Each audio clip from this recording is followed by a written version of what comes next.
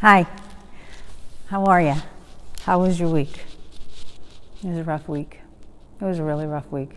It was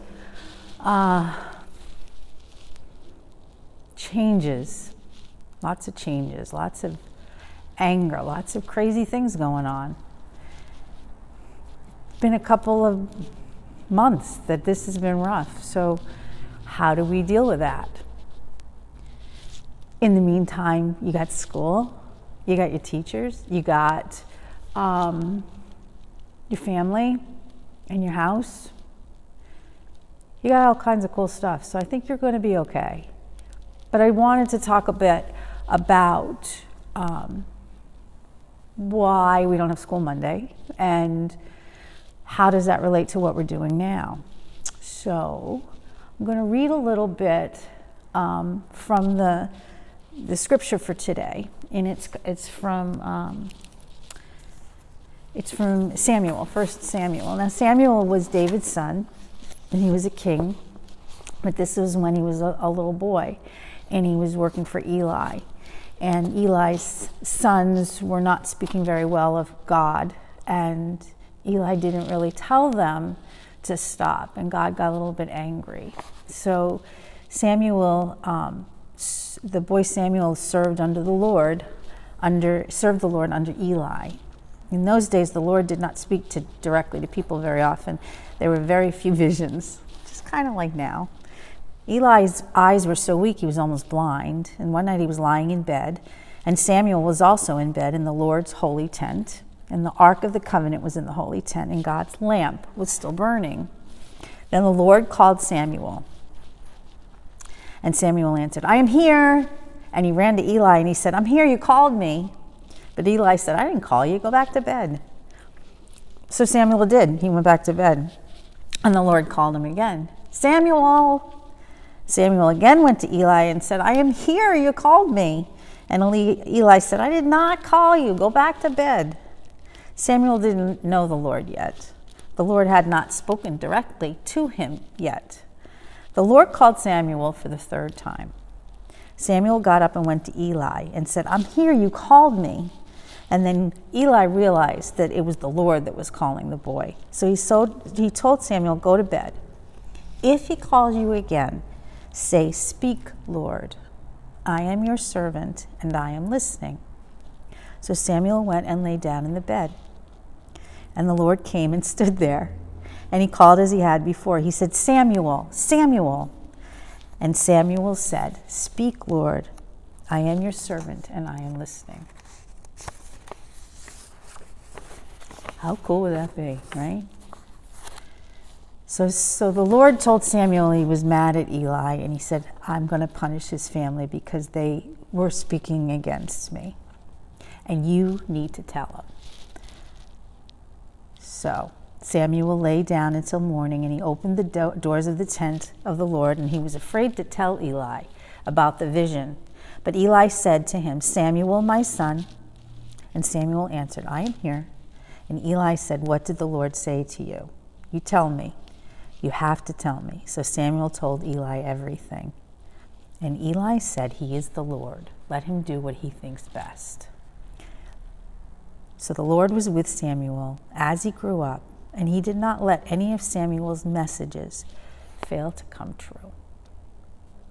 All right, so not sure kind of what this means, but it sounds to me like Samuel had a job to do. He had to tell Eli what the Lord said. The Lord was mad at Eli. He didn't want to talk to him, but he did want him to know what was going on. So he needed Samuel to tell him. And Samuel didn't want to, but he did it anyway. I'm not sure how this fits, but bear with me. So let's skip that for a minute and go back to what's going on. Yesterday, I think, was the actual day, but tomorrow we celebrate the birthday of Dr. Martin Luther King Jr. Now, Dr. King died when I was very, very little. He died, I think, in 1964, and he was killed.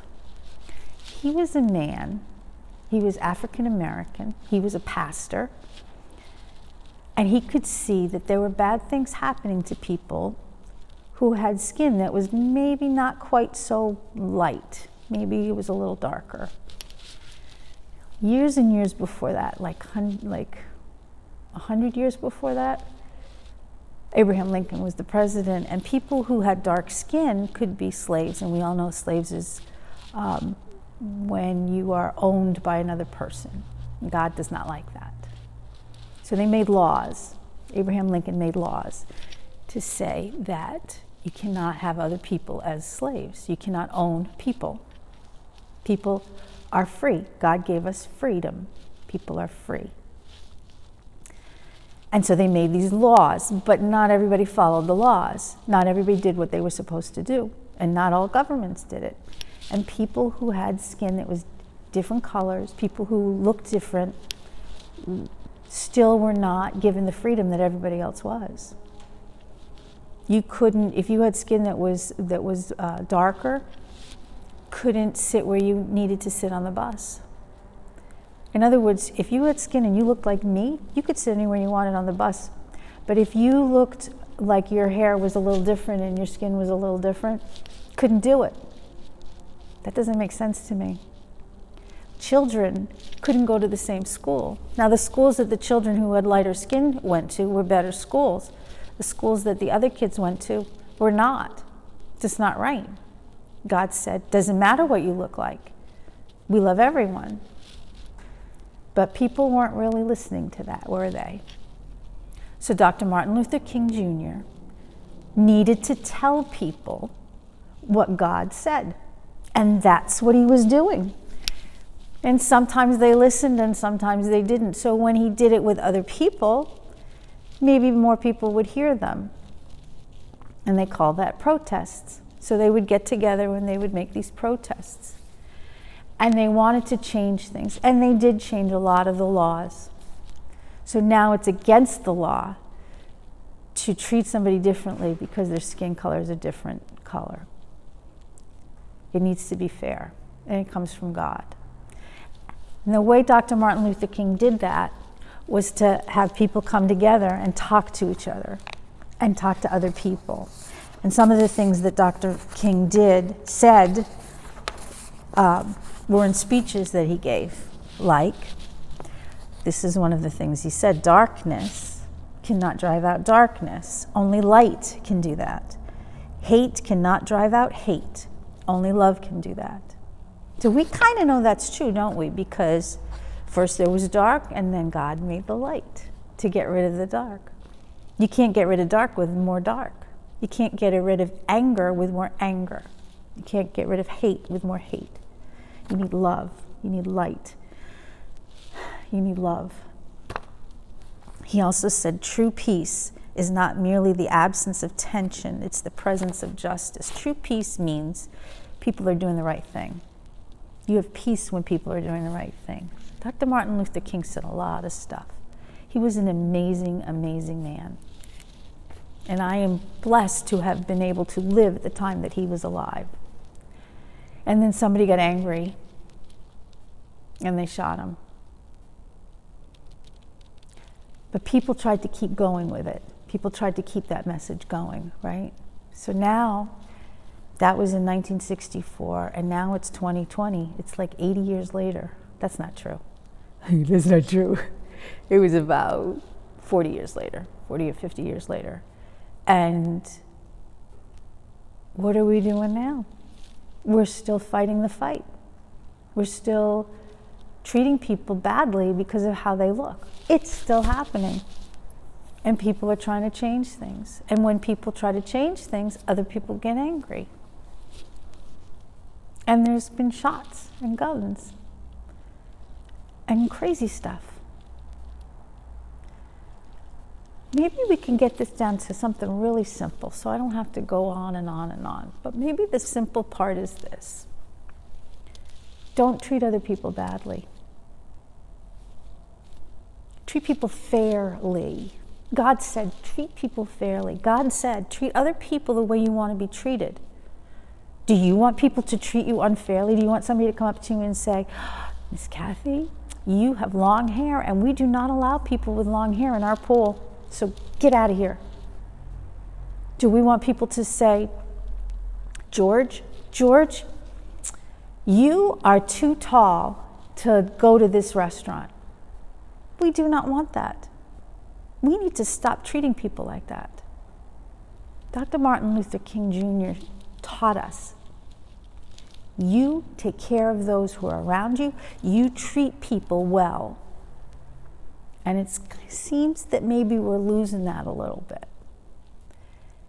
And not only are we losing it, people are getting angry about that very thing, that we do not need to treat other people well. And so we're going to fuss about it. That we need to take care of ourselves and not other people. What would Dr. Martin Luther King Jr. think if he were here now? Would he think, oh, we're going in a good direction? Or would he think, what happened? We changed some stuff and it's going back to the way it was. Samuel didn't know the Lord. He didn't know anything about him. But when God said to him, you need to tell people, you need to tell Eli he's wrong, Samuel did it. That's kind of the deal. We need to tell people that it's wrong to treat people badly. And there's ways to do it. But there are ways not to do it. The ways not to do it is to not attack other people and not get angry with other people and not shoot them. That's not going to do it. What you need to do is live your life the way you're supposed to and allow other people to experience that. You do what's right. I do what's right. I don't have to go tell other people what to do because I'm not God. I'm just Miss Kathy. But I'm going to do what's right as much as I possibly can. I'm going to treat people fairly. I'm going to take care of all of my children. I'm going to take care of the people I know. I'm going to smile at everyone.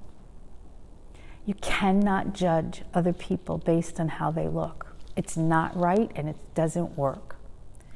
You do not do that. You judge other people. You kind of leave the judging to God, first of all. If you need to know if you're safe with someone, you need to know more than what they look like. When I'm walking down the street and I smile at someone, and they smile back, their goodness comes out. Their soul comes out. You can talk to people. So you talk to people, and you do not judge them for what they look like. We need to do what Dr. Martin Luther King Jr. told us to do. Treat others fairly. We need to do what Samuel did. Let other people know that that's what's right by doing it ourselves. And we need to know that we are good people, and so is everyone else. And we need to treat each other that way. And if there's somebody here who's not a good person, God will take care of it. We do not have to do that. So, I'm going to tell you what I tell you every week. Take care of other people. Be kind to other people, regardless of what they look like, regardless of how tall they are, or what color their hair is, or what color their eyes are, or what color their skin is. We need to do what Dr. Martin Luther King taught us. We need to do what Jesus taught us, and we need to do what God is always watching us to do. If we do this, and we continue to treat people fairly, other people will do the same thing. It's going to work. And that's the way to do it. So tomorrow, when you're home and you're not doing your work, think about it. Think about how you can do that. And think about how you talk about people. And maybe try to change it a little bit so that when you're talking about people, you're talking about the good stuff. Because we can't change the bad stuff except by doing it right. Okay? I love you guys. I love all of you guys. And I miss you a lot. But we'll be together soon, and we will work together to make changes so that we all are treated well. Have a great week.